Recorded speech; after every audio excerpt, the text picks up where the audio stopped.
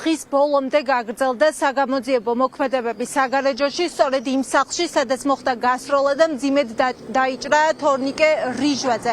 დაახლოებით 15 საათის განმავლობაში ეს საცხოვრებელი სახლი ყვითელი ლენტით იყო შემოსაზღვრული და გადაადგილება იყო აკრძალული ადგილზე.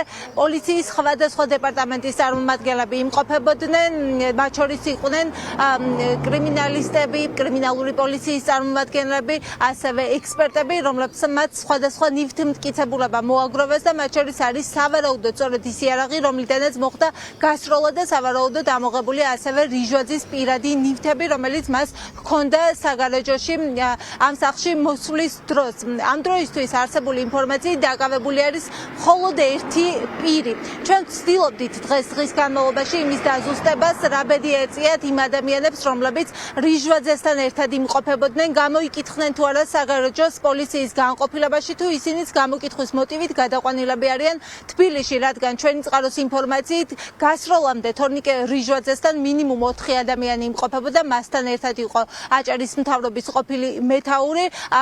შესაბამისად, ახლა საინტერესოა რა ინფორმაციის მატარებლები არიან ისინი, რადგან მათგან ერთ-ერთი არის ახლა დაკავებული საზღვაო ტრანსპორტის სააგენტოს ხელმძღვანელი, რომელმაც მნიშვნელოვანი ინფორმაცია უნდა მიაწოდოს წესით გამოძიებას, რადგან ის იმყოფებოდა ინციდენტამდე ცოტა ხნით ადრე რიჟვაძესთან ერთად და მან გამომძიებლებს უნდა მოუყვეს, ჰქონდა თუ არა საუბარი შესაძლო კორუფციულ გარიგებებზე, დანაშაულზე, ის რაზეც თორნიკე რიჟვაძე მის მიერ სავარაუდოდ დაწერილ წერილში აპელირებს, რომ ის მიმართ ისმის სწორედ კორუფციასთან დაკავშირებით ბრალდებები, იყო თუ არა საუბარი ამაზე, რა პოზიცია ჰქონდა რიჟვაძეს და რეალურად მთავარი კითხვა იყო თუ არა ეს მართლაც თვითმკვლელობა.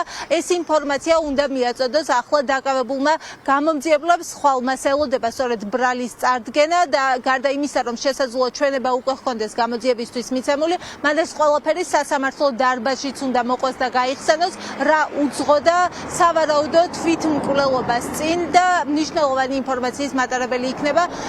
ეს ჩვენება სასამართლო პროცესი დაკავებულის გაიმართება მომდევნო 2 დღის განმავლობაში, მანამდე კი ხვალ მას უკვე ბრალის დადგენილებას პროკურორები გააცნობენ.